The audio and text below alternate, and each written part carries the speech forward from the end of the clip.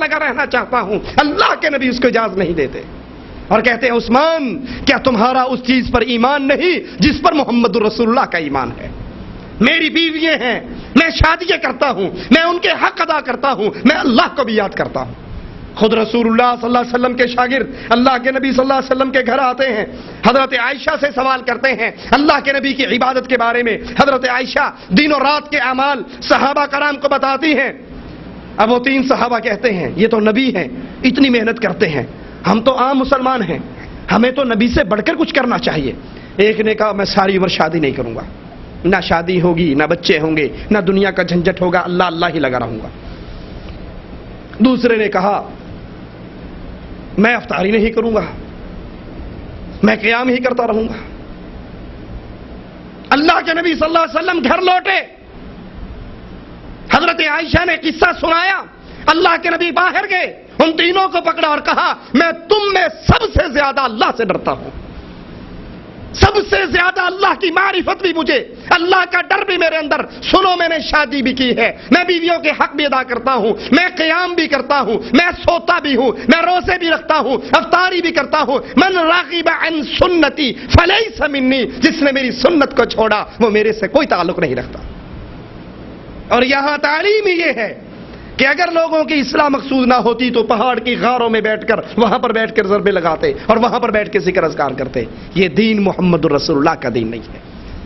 اس دین کے اندر معاشرے میں رہ کر اللہ کی عبادت کرنی ہے، معاشرے میں رہ کر اللہ کو یاد کرنا ہے۔ ایک ایک عمل معاشرے میں رہتے ہوئے، وہ تجارت ہو، وہ کاروبار ہو، وہ بیویوں کا حق ادا کرنا ہو، وہ دنیا کے معاملات ہو، جب سنت رسول کے مطابق ہوگا تو آپ کی یہ ساری زندگی اللہ کے ہاں عبادت بن جائے گی۔ حدیث میں آتا ہے اللہ کے نبی نے فرمایا جب تم اپنی بیویوں کے پاس جاتے ہو، ان کا حق ادا کرتے ہو، اس پر بھی اللہ تمہیں اجر دیتا ہے۔ ایک صحابی نے کہا اللہ کے نبی یہ کیا عجیب بات ہے، یہ تو خالص ہمارا ذاتی مسئلہ ہے، نفسانی خواہش ہے، اس پہ بھی ثواب ملتا ہے؟ کہا ہاں اس پہ بھی ملتا ہے۔ کہا کیوں، وہ کیسے؟ کہا اگر تم اپنی بیویوں کو چھوڑ کر حرام کاری کرو گے تو کیا تمہیں اللہ گناہ نہیں دے گا؟ کہا دے گا۔ کہا جب غیر پر دیکھنے پر گناہ ملتا ہے تو اپنی حلال جگہ کو استعمال کرنے پر اللہ تمہیں اجر بھی دیتا ہے۔ یہ دین محمد ہے صلی اللہ علیہ وسلم، جس پر یہودیوں نے اعتراض کیا تھا کیا عجیب دین تمہارا نبی لے کر آیا ہے کہ تمہیں استنجے کرنے کے طریقے بھی سکھاتا ہے۔ اس دین کے اندر کوئی ایک مسئلہ ایسا نہیں جس کو اسلام نے پیاسا چھوڑا ہو، بیان نہ کیا ہو۔ صفحہ 61 ہے، امام ربانی کا دل بڑی جلدی نرم ہونے والا اور اللہ والوں کے نشان قدم پر جان نثار کرنے والا دل بھر آیا جب آپ نے اللہ کی قدوسی یادگار کی زیارت کو خانقاہ میں قدم رکھا۔ آپ شان کبریائی کا نظارہ کر رہے تھے کہ وہ قطب العالم کی پاک عبادت گاہ جس میں رحمت خدا مندی برسا کرتی تھی دن رات، جہاں شیخ الشیوخ کی اپنی اللہ جل شانوں کے سامنے ناک اور پیشانی رگڑی جاتی تھی، آج کس درجہ بری حالت کے اندر پڑی ہے۔ یہاں کسی زمانے میں ہو حق کے نعرے اور ذکر کی دل آویز آوازوں سے دیواریں گونجتی تھی۔ رشید احمد گنگوہی امداد اللہ کے مرنے کے بعد اس کی خانقاہ میں آئے جو بالکل بنجر بے آباد ہو گئی تھی۔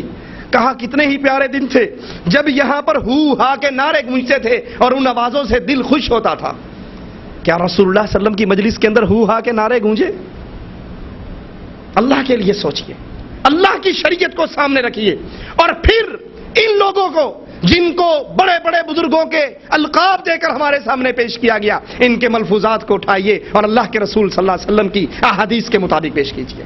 کیا اللہ کے نبی نے کبھی اور اللہ کے نبی کے صحابہ نے کبھی ہو ہا کے نعرے لگائے؟ اگر لگائے تو دین، اور اگر نہیں لگائے تو یہ اللہ کے نبی کے دین میں اضافہ ہے۔ یہ بدعت ہے جس سے رسول اللہ صلی اللہ علیہ وسلم ساری عمر اپنی امت کو روکتے رہے۔ کل محدثۃ بدعہ، ہر نئی چیز بدعت ہے۔ ذکر بھی اسی طریقے پر ہوگا جس طریقے پر محمد الرسول اللہ صلی اللہ علیہ وسلم نے بیان کیا، نماز بھی اسی طریقے پر ہوگی جس طریقے پہ رسول اللہ صلی اللہ علیہ وسلم نے بیان کی۔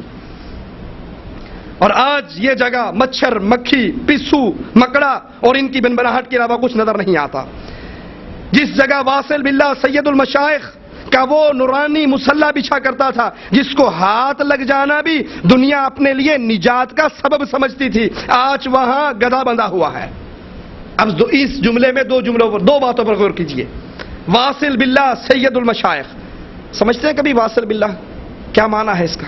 آپ نے اکثر سنا ہوگا فلاں حضرت کا وصال ہو گیا، سنا ہے نا؟ یہ واصل باللہ، وصال قرآن و حدیث کے الفاظ نہیں ہیں، صوفیہ کے الفاظ ہیں۔ کیا مطلب؟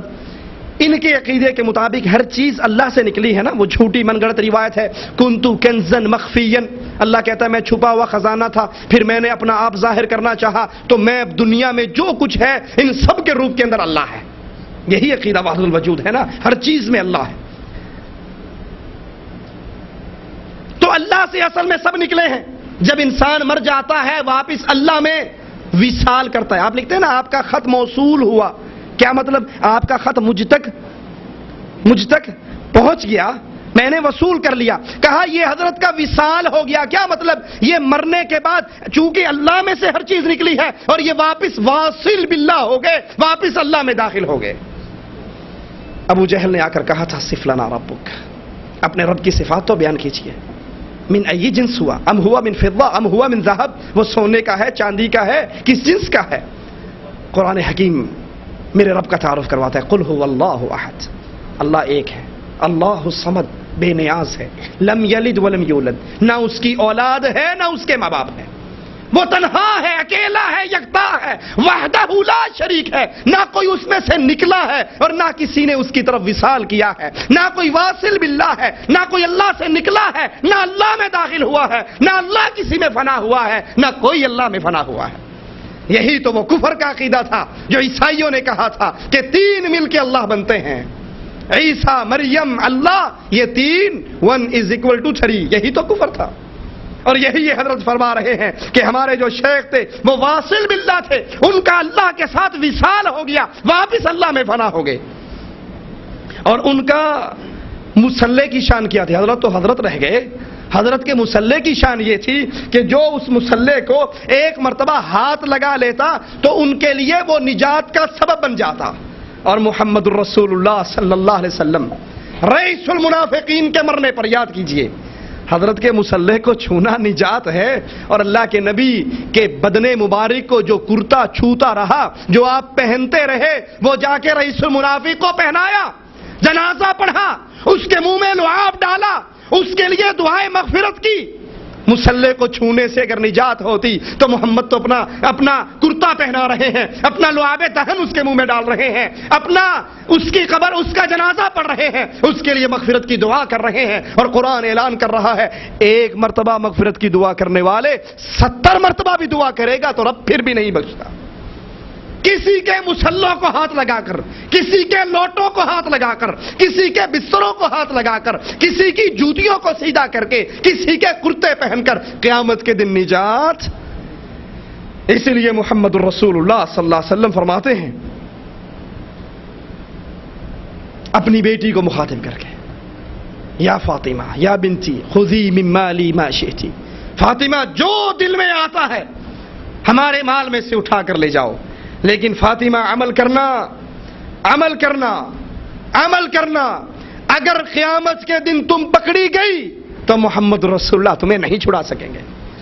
آپ نے فرمایا اے میری امت، کہیں یہ نہ ہو قیامت کا دن ہو، اونٹ تمہاری گردنوں کو اپنے منہ میں دبوچ چکا ہو، تم بلبلا رہے ہو، مجھے تلاش کر رہے ہو، اور حشر میں مجھے تلاش کر کے میرے پاس آؤ اور کہو اے نبی ہماری مدد کیجئے، وہاں پر میرا ایک ہی جواب ہوگا قد بلغت، میں دنیا میں پورا دین بیان کر چکا تھا۔ نہ کسی کے کرتوں پہننے سے نجات ہے، نہ کسی کا مسلح تھامنے سے نجات ہے، نہ کسی کی جوتیاں چھونے سے نجات ہے۔ نجات اس اسلام کے اوپر، اس دین کے اوپر عمل کرنے میں۔ اور جب دین اسلام کے ساتھ عقیدے میں شرک داخل ہوگا، جب دین اسلام کے ساتھ بزرگوں کو وہ طاقتیں دی جائیں گی کہ یہ جو چاہے تصرف کر گزرے، اللہ کے حقوق پہ جیسے مرضی ڈاکہ ڈال لیں، تو پھر سمجھ لیجئے یہ دین انسان کا شرک کی لعنت کی وجہ سے برباد ہو جاتا۔ یہ صفحہ 77 ہے، یہاں پہ فرماتے ہیں عبداللہ خان رئیس کا گھوڑوں کا سبل تھا، ویران کوٹری تھی، انگریز رشید احمد گنگوہی کو گرفتار کرنا چاہتے تھے. یہ آ کر اس کی کوٹڑی میں چھپ گئے. کہتے خدا جانے مخبر کون اور کس بلا کا پتلا تھا جس نے عین وقت پر روپوشی کی کوٹڑی تک متعین بھی کر دیا. چنانچہ پولیس انگریز افسر گھوڑوں پر سوار ہوئے اور حضرت کے عبداللہ خان کے سبل میں پہنچ گئے. ادھر ادھر کی باتیں کی گویا اپنے نا وقت آنے کو چھپا رہے ہوں. جہاں دیدہ تجربہ کار دور سے تاڑ گئے. لیکن اب کیا کریں؟ چلتے چلتے چلتے گھوڑوں کہا میں تیرے گھوڑے خریدنے کے لیے آیا ہوں. اچانک اس کوٹڑی پہ پہنچے جہاں مولانا رشید احمد گنگوہی بند تھے تو فوراً ہاتھ مار کے دروازہ کھول دیا. کہا ادھر دروازہ کھلا. ادھر عبداللہ خان کا دل اچھل کے اس کے حلق میں آ گیا کہ بس ابھی حضرت پکڑے جائیں گے. میری تو خیر ہے, میں تو جو مارا گیا سو مارا گیا, حضرت بھی پکڑے جائیں گے. کہا لیکن اچانک کیا دیکھتا ہوں کہ حضرت کا مصلی بھی ہے, لوٹا بھی ہے اور پانی وضو کا زمین پہ گرا ہوا بھی ہے, لیکن کوٹڑی خالی ہے. تو کہا میں دل ہی دل میں حضرت کی کرامت پر داد عیش دینے لگا کہ واہ حضرت کیا کمال ہے. ہم سارے کھڑے دیکھ رہے ہیں, حضرت غائب ہیں.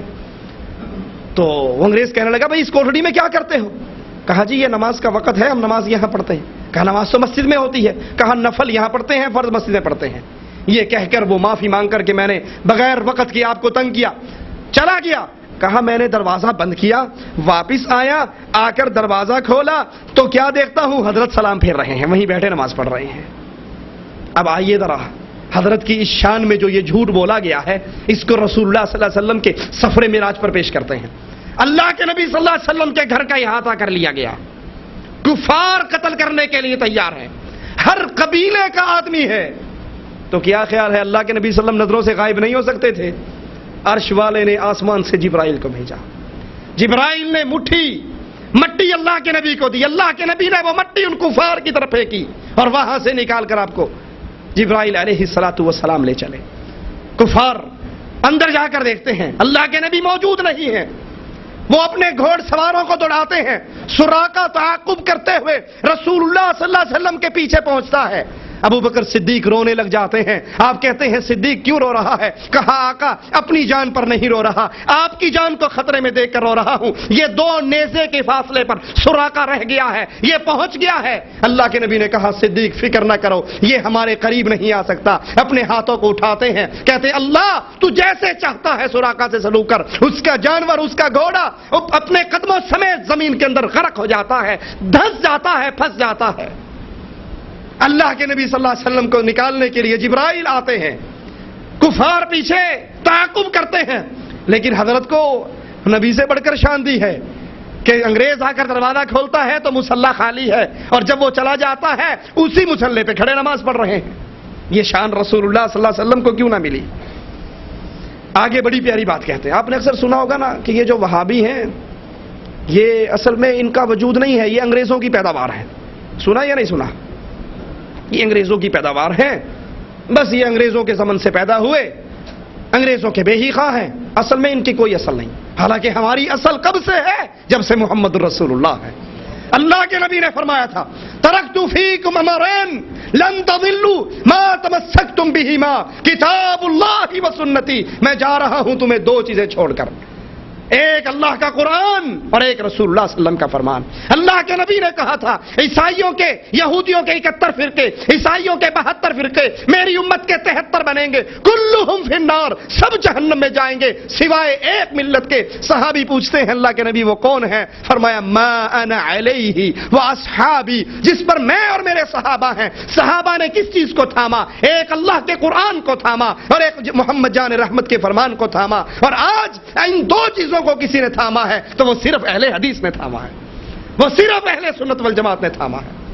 کسی نے قرآن و حدیث کے ساتھ اپنے حضرت کے ملفوظات, کسی نے 4 امام نتھی کیے, کسی نے 12 امام نتھی کیے, کسی نے اس شیخ کو پکڑا, کسی نے اس شیخ کو پکڑا, لیکن اہل سنت نے اللہ کے فرمان محمد رسول اللہ کے فرمان کے بعد کسی اور کی حاجت محسوس نہیں کی. جب سے اللہ کے رسول ہیں, جب سے صحابہ ہیں, اسی وقت سے اہل سنت ہیں, اسی وقت سے اہل حدیث ہیں. آئیے ذرا یہ نقطہ بھی صاف ہو جائے کہ اہل حدیث انگریز کی پیداوار ہے. اصل میں انگریز کے خیر خواہ کون ہیں؟ صفحہ 79 پر لکھتے ہیں کہ آپ حضرات اپنی رشید احمد گنگوہی اور ان کے اساتذہ، آپ حضرات اپنی مہربان سرکار کے دلی خیر خواہ تھے۔ سرکار کون تھی؟ انگریز کی حکومت تھی نا، تو کہتے ہیں حضرت اپنی مہربان سرکار کے دلی خیر خواہ تھے۔ چند روز کے لیے لوگوں نے ان کے درمیان تفریق تو کروانا چاہی،